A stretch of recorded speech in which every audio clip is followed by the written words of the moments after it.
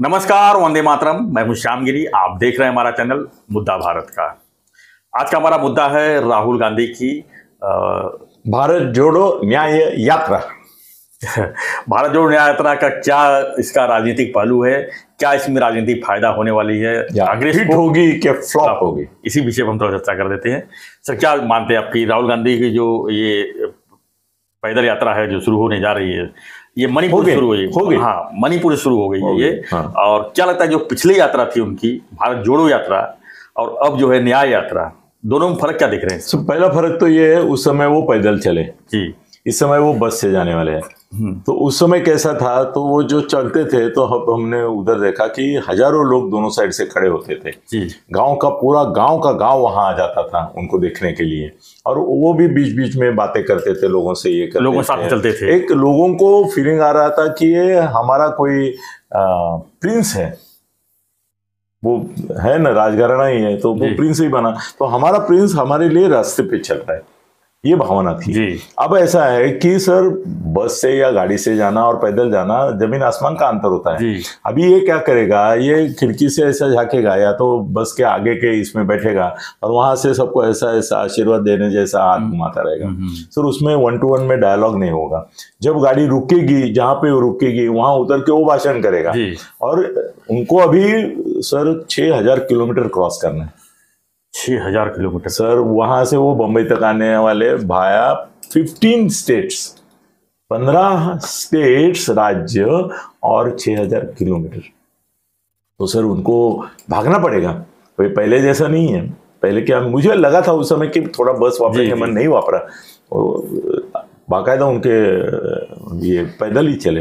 तो अभी बस से होने के कारण है उसका आधा 50% इफेक्ट वैसे ही निकल गया, क्योंकि आप बस से जाएंगे तो खाली हाथ हिलाएंगे और पीछे और 100 बसें रहेगी। तो वो पहले तो ऐसा होगा कि लोग ऐसा ऐसा सोचेंगे कि इसमें, अभी हमारे शिंदे साहब की गाड़ी थाना में घूमती है जी, हाँ, तो आगे पीछे मिलके 100 गाड़ियां रहती हैं। हाँ। अभी लोग ऐसा देखते हैं इसमें गाड़ी सांप की कौन सी है। उसमें बीच वाला गाड़ी तो 15-20 तो सेम ही रहती है। नहीं, सब सफेद रहती है। तो उनकी काली है जी, बाकी सफेद है। लोगों को अभी यहाँ के थोड़ा मालूम हो गया है, मगर पता, अभी राष्ट्रपति आते हैं दूसरे देश के, या मैं कई बार देखा हूँ बॉम्बे में, पता ही नहीं चलता कौन सी गाड़ी में।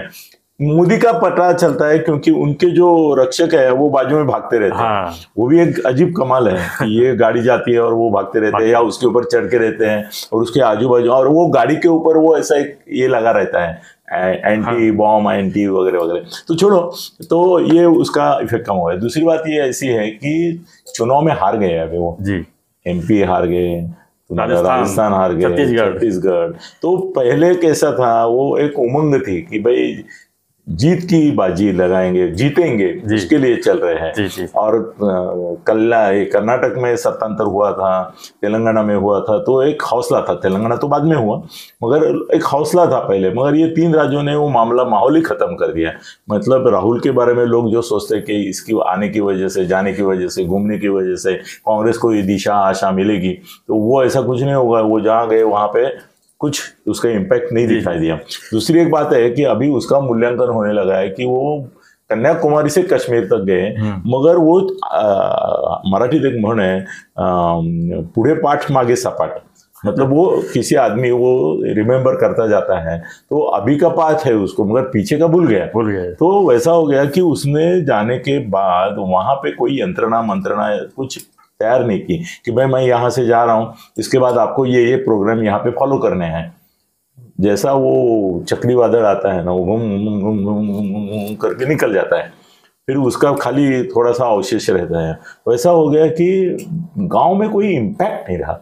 वो टेम्परेरी इम्पैक्ट, मतलब क्या है, हम पिक्चर में जाते हैं और पिक्चर देखते देखते वो नायिका को कोई तकलीफ देता है, ये देता है, तो हमारे आंखों से आंसू भी आ जाते हैं, और हम बाहर आने के बाद वो आंसू भी भूल जाते हैं, वो टॉर्चर भी भूल जाते हैं, पिक्चर की कहानी भी देते हैं, और आइसक्रीम पार्लर किधर है, होटल किधर है, किधर खाना है, वो सोचते हैं। इनके इसका वैसा ही हो गया कि इनके आंसू इनके लिए जो निकले या इनके प्रति सहानुभूति वगैरह, वो थिएटर के बाहर आने के बाद वो पिक्चर खत्म, कोई इम्पैक्ट नहीं रहा। क्यों? इम्पैक्ट के लिए सर कुछ करना पड़ता है। इन्होंने कभी ये नहीं सोचा कि मेरा इम्पैक्ट पीछे रखने के लिए कोई ऑर्गेनाइजेशनल बेस करूं। हर एक गांव में मैं जाऊंगा तो कम से कम 10 युवकों को ये बोलूंगा, तू अध्यक्ष रहेगा समिति का, तू सेक्रेटरी रहेगा, तुम बाकी सदस्य रहोगे, तुम 10 लोग मेरी यादें जगाते रहोगे। हफ्ते में एक बार सबको मिलके मैंने क्या मैसेज दिया था, अब क्या दे रहा हूँ, ये उसका कुछ ये करोगे तो ये परिणाम पूरे देश भर में रहेगा। कश्मीर से करना है वो किया नहीं, अभी उससे कम हो जाएगा इम्पैक्ट। क्योंकि लोगों ने देखा है कि फॉलो कुछ नहीं, आए और गए। मतलब शादी की बारात मेरे घर के सामने से निकलती है तो मैं एक बार दूल्हे का चेहरा देख लेता हूँ, दुल्हन का दिखता हूँ, दोनों एक में तो मैच है तो मैं बोलता हूँ अच्छा जोड़ी है। और अगर ये है तो मैं बोलता हूँ ये मंकी के हाथ में मोती लगा। हाँ, ऐसा बोलता हूँ। वैसे लोग देखेंगे और भूल जाएंगे, उसमें मतलब नहीं। ये अभी इसमें होने वाला है। 2 सवाल मैं पूछूंगा। जी, जी, जी। एक तो इनका सबसे बड़ा सवाल ये कि ये अपना यात्रा जो है न्याय यात्रा, तो ये न्याय यात्रा क्या मणिपुर में न्याय हो रहा है उसको लेकर शुरू किए हैं? दूसरा मणिपुर, हाँ बराबर, भारत जोड़ो यात्रा, यानी क्या भारत टूटा हुआ था जो भारत जोड़ो यात्रा उन्होंने शुरू किया? नहीं सर, न्याय और नहीं देखो, भारत में अन्याय होता है कि नहीं होता है, इस सवाल का जवाब हाँ होता है जी। ऐसा ही है, सब प्रकार का अन्याय होता है सर। बलात्कार से लेके राजकीय अन्याय से लेके विरोधियों के ऊपर ईडी ठीडी करना, वो सब अन्याय ही है। तो अन्याय के खिलाफ आवाज उठाना जरूरी है। और सर कोई अन्याय के खिलाफ आवाज नहीं उठाएगा तो लोकशाही से चुना हुआ आदमी हुकुमशाह बनने को देर नहीं लगेगी। उसको भी कंट्रोल करना चाहिए, उसको भी सर हाथी के ऊपर भी अंकुश होना चाहिए। ये अंकुश हमेशा अपोजिशन और आवाज उठाने वाले लोग रहते हैं। तो न्याय भारत में नहीं मिल रहा है, अन्याय हो रहा है, तो अन्याय यात्रा जरूरी है। भारत जोड़ो तो पहले तोड़ो था क्या? ऐसा नहीं सर, क्या है ना, हम जब भारत जोड़ो बोलते हैं तो हमारे अंदर की जो भावना है, हम क्या बोलते हैं, हम राष्ट्र है, हम राष्ट्र की भावना। सर राष्ट्र कंसेप्ट में ऐसा है कि किसी भी जाति धर्म के लोग जो है एक दूसरे के प्रति उनमें ऐसा लगना चाहिए कि we are united, we are together और वी आर वन। तो वो जो भावना है वो तभी जागती है कि जब कोई उनको मॉनिटर करता है, कोई मोटिवेट करता है कि भाई ये देखो, ये सिख है, ये हिंदू है, मुसलमान है, ये है, और आप सब भारतीय है।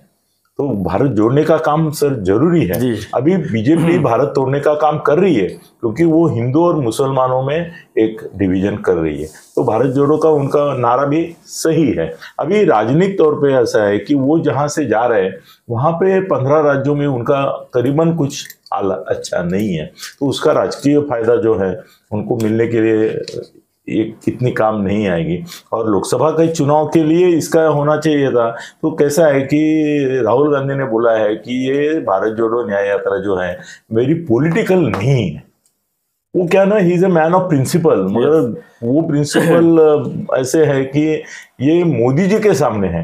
सर कैसे है ना, गांधी जी का सत्याग्रह जो था ना, वो सत्याग्रह चलता था क्योंकि वहां ब्रिटिश राज्य करता थे और वो सेंसिटिव थे, संवेदनशील थे सर। वो डरते थे सत्याग्रह से, वो उपोषण से डरते थे, इसलिए चल गई उनकी वो इसके लिए चल गई सर। हजारों लाखों लोग जेल में गए, पर हर जगह जालियनवाला बाग नहीं हुआ। तो वो संवेदनशील, मोदी ऐसे है कि उनके में वो संवेदना नहीं है। तुम उपोषण करो मर जाओ। ये जरांगे पहला आदमी है कि जिसके उपोषण से पार्टी डर गई, वो भी महाराष्ट्र की। ये उपोषण दिल्ली में होता था तो एक साल तो उन्होंने किसानों को बिठा के रखा था। राजेश टिकैत का, हाँ, ओल्ड पेंशन के लिए सैनिक भी बैठ के रहे, वो परवाह नहीं करते, मोदी है वो। तो यहाँ पे ऐसा है कि उन्होंने पॉलिटिकल भूमिका लेने से इनकार किया है। इसकी वजह से वो चाहते हैं कि इसका लोगों ये ना बोले कि ये पॉलिटिकल है, वो डरते हैं जी। तो इसके लिए उन्होंने नहीं लिया है। तो राजनीतिक लाभ के लिए आप जा ही नहीं रहे तो मिलेगा ही नहीं। तो फिर इतना मेहनत करने की, और वो भी इलेक्शन मुंह पे है अभी। तो ऐसे क्या बोलेंगे आप, ये फ्लॉप साबित होगा कि नहीं? फ्लॉप ही होगी ना, फ्लॉप होगी सर। उतनी पब्लिक आएगी नहीं। अभी क्या है ना, बीजेपी वाले भी सीख गए, वो भी उसी समय दूसरे कुछ कार्यक्रम लगाते हैं। राम जन्मभूमि का तो प्रोग्राम चल ही रहा, वो 22 तारीख के सर, उसके बाद भी चलता रहेगा। तो पहले तो फोकस नहीं रहेगा। जैसे ही राम जन्मभूमि का ये अनावरण हो जाएगा मंदिर का, मीडिया फोकस राहुल से चला जाएगा, वो भी हानि हो जाएगी। और बाद में भी ये राम की ही न्यूज़ आती रहेगी। तो मेरे को लगता है कि इंटेंशन अच्छा है उनका, इंटेंशन के बारे में नहीं बोलूँगा। और राहुल के बारे में भी बोलूँगा कि वो इमेच्योर है, बोलने का तमीज नहीं है उसको, कुछ भी बोल देता है। मगर वो झूठा है क्या? नहीं, वो है सच्चा और कच्चा। धन्यवाद सर।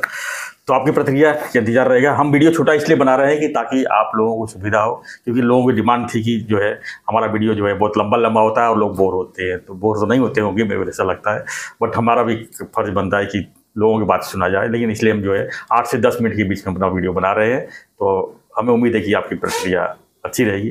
तो बने रहिए हमारे साथ, देखते रहिए हमारा चैनल मुद्दा भारत का। धन्यवाद। जय हिंद, जय महाराष्ट्र, जय श्री राम।